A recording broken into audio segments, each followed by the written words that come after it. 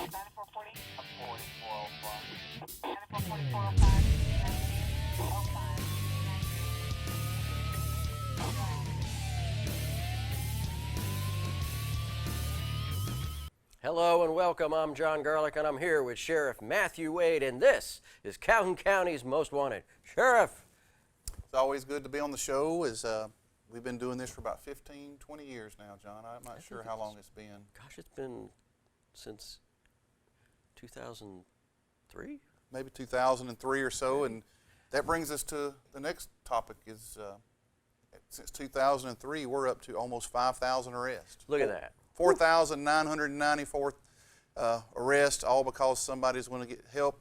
We had, I think, what, 13 this week? 13 arrests. Unfortunately, John, I just don't know how much longer the TV show is going to be able to go on with the loss of pistol permit funds, and those funds, that's how we paid for this TV show, and those funds are going away, gone. We actually don't have enough money to buy cars for our people, Sure. So I can't pay for this TV show when I know my people need equipment to do their job, so don't know how much longer we'll be able to do the TV show. So. You know, we're drawing to a close. It's been a long time. It's been a good show. We enjoy doing it.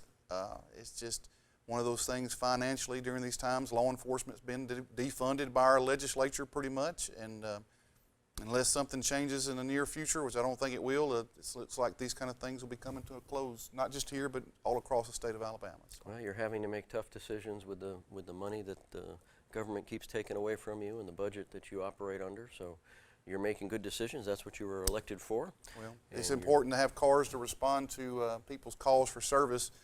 Without those cars, you know, you call 911, we won't be able to get there. So we got to do that first. And you know, it's just a sad day that in Alabama, law enforcement has been cut to the bare bones, and not only financially, but just beat over the head with a stick every which way you could have that happen, and it really makes it difficult for us to even hire people. So it's just a tough time in law enforcement. We enjoy this show. Think it's done a lot of good, but you know, it's looking like it's drawing to a close. We'll know more in the next couple of weeks. So just want to throw that out there so everybody know that it wouldn't just be disappearing, that they'd know why. Well, there you go. Thank you, Sheriff, elected to keep the county and the citizens first. Our Sheriff, Sheriff Matthew Wade. Stay with us because we've got the first half of the lineup and a really interesting guest here on Calhoun County's Most Wanted. And welcome to this week's edition of Calhoun County's Most Wanted. First up in our lineup this week, Heather Nelson. Miss Nelson, last known to be living in Alexandria. She's wanted for a probation violation for possession of a controlled substance and receiving stolen property fourth. And this is Mary Burns. Miss Burns, last known to be living in Ohatchee. She's wanted for a failure to appear on possession of a controlled substance. And take a look at Matthew Darnell. Mr. Darnell, last known to be living in Wellington. He's wanted for a failure to appear on possession of a controlled substance. And this is Tiffany Davia. Miss Davia, last known to be living in Heflin, is wanted for probation violation on possession of a controlled substance. Take a look at Elizabeth Smith. Miss Smith, last known to be living in Piedmont. She's wanted on a probation violation for breaking and entering a vehicle. And have a look at Richard Mullally. Mr. Mullally, last known to be living in Anniston. He's wanted for failure to appear in possession of a controlled substance and escape third. This is Angel Carnes. Miss Carnes, last known to be living in Mumford. She's wanted for a probation violation on possession of a controlled substance. And that's it for the first half of our lineup. Stay tuned for the second half later in the show. Welcome back. We hope you saw somebody in that half of the lineup where you know where they are. And if you do, call that Crime Stoppers number or call Sheriff Matthew Wade directly. You call, he hauls. We are here with Damarco Truss, a substance abuse specialist. Yes, sir. At the Agency for Substance Abuse and Prevention, right? Yes, sir. So how are you? I'm well, man. I'm blessed and highly favored. There you go. And you're new at ASAP. Yes, sir. Today is actually my 4th month anniversary. Oh, wow. Well, congratulations for hanging in for 4 months.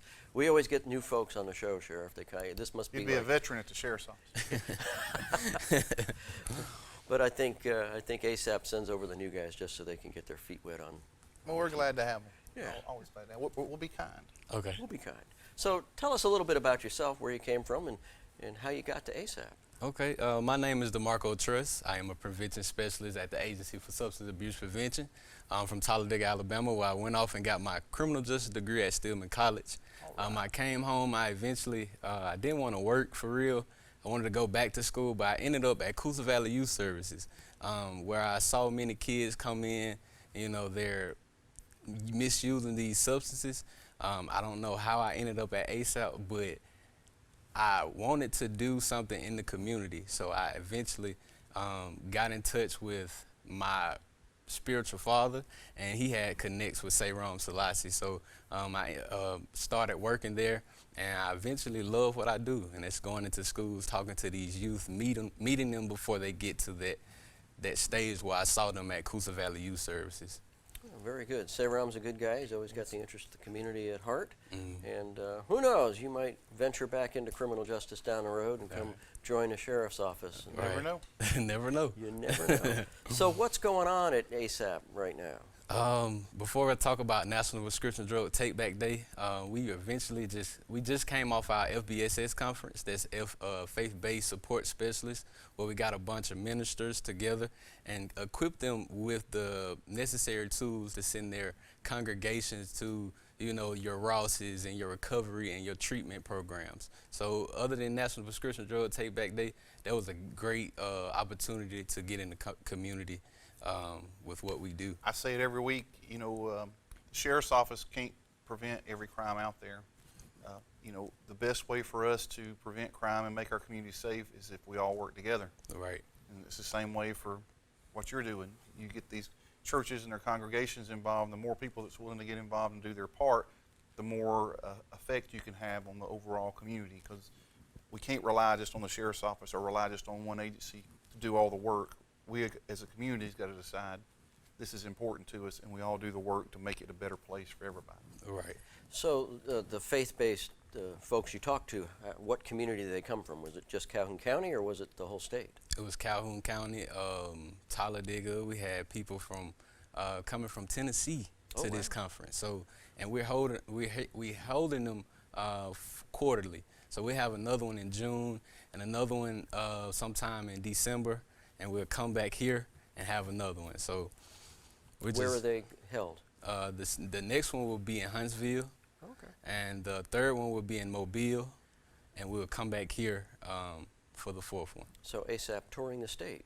Yes, making sir. contact with faith-based. And if one of our listeners is a faith-based person and wants to get their preacher involved, how do they find out about these conferences? They can call us at the agency. That's 256-831-4436, or they can go onto the website at asaprev.com. Okay, very good. Well, that's exciting. So ASAP's like all over the state now. Yes, sir. I remember when it was just located in little downtown Anniston in a small room. And wow, now you're in Oxford, big room, and whew, Sayram's growing like crazy, isn't he? He is. That man, I tell you what. But we do a lot of work with ASAP. Sheriff's office has the drug take-back thing in the lobby, right? We do.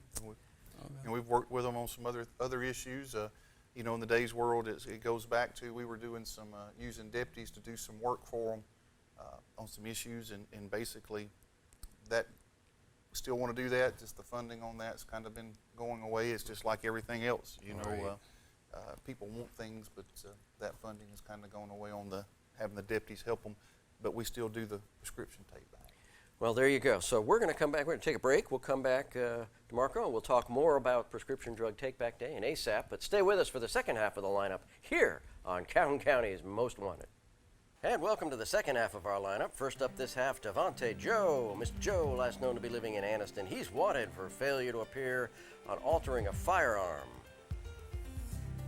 And this is Justin Adams. Mr. Adams, last known to be living in Oxford. He's wanted on a probation revocation for burglary third and possession of a controlled substance. Take a look at Brian Matson Jr. Mr. Matson, last known to be living in Talladega. He's wanted on theft of property first by deception. And this is Jody Cheatwood. Mr. Cheatwood, last known to be living in Heflin. He's wanted for probation violation on theft second and destruction of state property. take a look at Tyree Robinson. Mr. Robinson, last known to be living in Talladega. He's wanted for failure to appear on possession of a forged instrument first. And this is Joseph Burton. Mr. Burton, last known to be living in Anniston. He's wanted on failure to appear for unlawful distribution of a controlled substance. That's it for our lineup this week. If you have any information on these folks, please give Crime Stoppers a call. That number, 1-833-251-7867. Welcome back. We hope you saw somebody in that half of the lineup. You know where they are. Give the Sheriff's Office a call. We're here with Damarco Truss, works for the Agency for Substance Abuse Prevention. Damarco, it's good to have you here. So we were talking about all the cool stuff that ASAP's doing over the state with faith-based communities. And you're in the schools. Yes, so do you go to the schools only in Calhoun County, or do you do other schools? I only do the ones in Calhoun County, but we were just awarded a Spill 2.0 grant that allows us to go to Hobson City and Talladega County. So we're trying to get in there next school year. So you're doing the Calhoun County schools, but not the Anniston, Jacksonville, you're not doing the city schools? We do the city schools. Okay, so you do all the schools in Calhoun County, and now you're reaching out into Hobson City and Talladega. That's awesome. Yes, sir. And you go personally to the schools? Yes, sir. Me and my coworker, Christopher Abernathy, and also Mr. Jason Lindell. Okay. We split them up. And so what are you doing there? What are you talking about? I mean, we're talking about substance abuse, but what's that presentation look like? Okay, we have YTRI, the YTRI program. I love the YTRI program because we go in, we teach kids life coping skills. And I know for me, when I was young, I didn't have that. So just going in and teaching them lessons about how to cope with life and how to deal with your anger, I feel like this is necessary for most of these kids growing up today. And we also have the Mendez Too Good for Drugs. So we go in and teach them about the trending drugs that's going on and stuff like that. Is that curriculum, how often do you meet? I know YTRI is a curriculum. Yeah, yes, sir.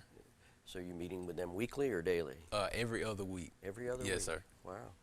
That's a lot of work. We're glad that ASAP's doing that. Absolutely. You know, one substance that kind of goes overlooked that's big in schools now, that's a big problem in schools that people might not think is a substance, and that's vaping. Definitely. Vaping is a really big deal, and there's not the information's out there. You know, these kids don't understand that it's a chemical. It's not even a plant. It's something that's made in China. We have no idea what it's made, how it's made, and they say, well, it's just water vapor, and it smells like candy or this, that, and the other, but it is very harmful to them, very addictive. And once again, these are unknown chemicals made by some person in China that's unregulated, and it's a big problem that parents really need to work on with their children and talk to them up front, because once they get hooked on it, it's an uphill battle to get them off of it, and especially in teenagers. Right. In middle school, vaping is a big deal, and it is a substance. Right. And we need to really work on that.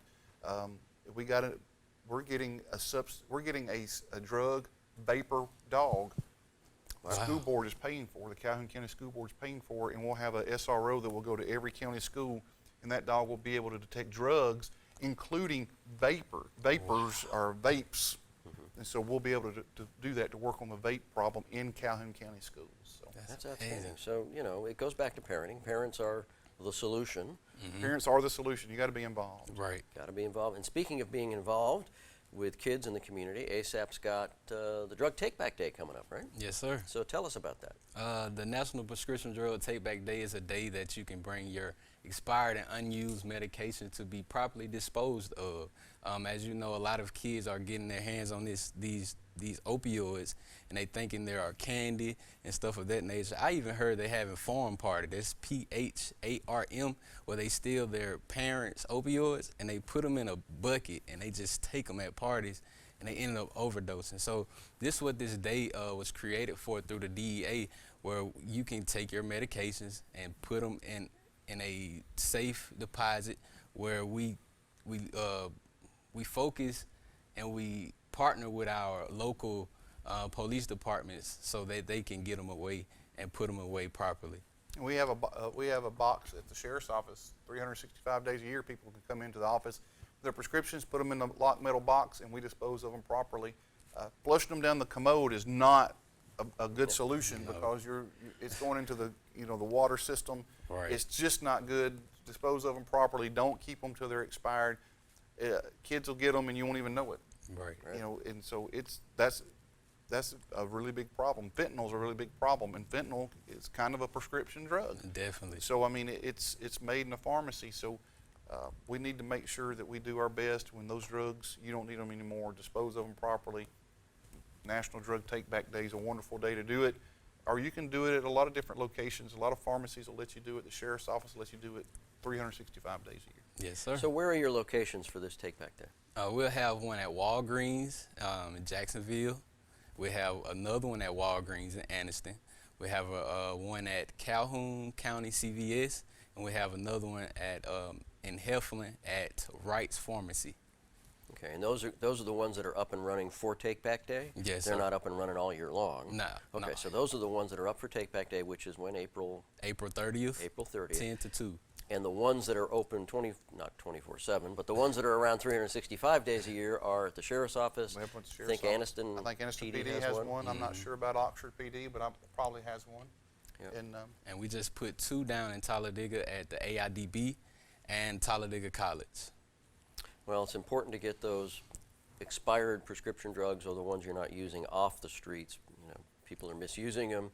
They're dangerous to have around. They're even dangerous to take past their expiration date. So clean out your cabinets and bring them down on Drug Take Back Day. Thank you to Marcus for being with us. No problem. And we will see you later, and we'll see you right back here after our Crime Stoppers portion, because it's crazy criminal time here on Calhoun County's Most Wanted. And welcome to the Crime Stoppers portion of our show, where we ask you to help us on a couple of cases. First up this week on April 15th, or between April 15th and April 18th, an unknown person stole a catalytic converter off a school bus parked at Alexandria High School. And between April 12th and April 13th, a 2016 silver Dodge Charger with a black hood was stolen off the shoulder of I-20 in East Oxford. And that's it. If you have any information on these cases, please call Crime Stoppers. That number, 1-833-251-7867. Stupid! You're so stupid! Sheriff, you know what time it is. it's crazy criminal. It's crazy And criminal this time. is definitely a crazy story. And this happened in Millbrook, Alabama. So this is just a couple hours down the road. Amber Lewis put her on the screen. She thought her husband was having an extramarital affair. So she decided she would call police when she was not at home, and her husband was, and say the house is being burglarized. Oh. To mess him up, because she thought that he was at home with another lady. I'm okay. assuming lady, somebody besides his spouse. Right. And so she calls the police and makes a burglary call. Well, it backfires on her a little bit.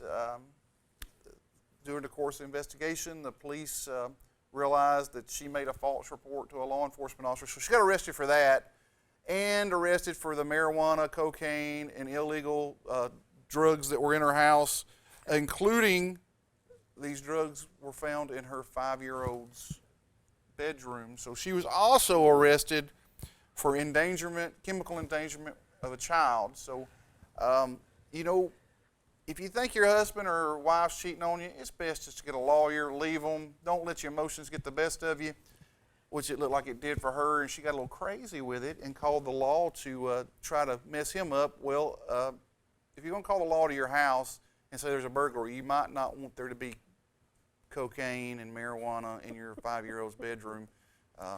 That's a sure enough way to get your picture posted on social media and Calhoun County's Crazy Criminal of the Week. So, Amber, Way to go. straighten up, girl. And was her husband cheating on her? It doesn't say if her husband was cheating on her or not, but you know, it'd be a heck of a note if she just thought it and it wasn't true. But I'm going to say if you got all that stuff going on in your house, you probably need some type of intervention, whether it's, I don't know.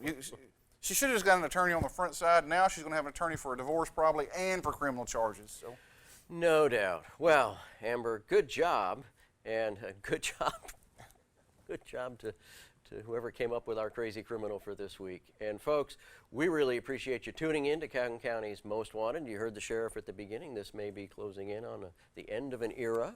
may very well be. I hope there's a different way, but it doesn't look like it. So. Well, we thank you for tuning in the past and tuning in next week, and we hope to see you again next week, but not in the lineup here on Calhoun County's Most Wanted.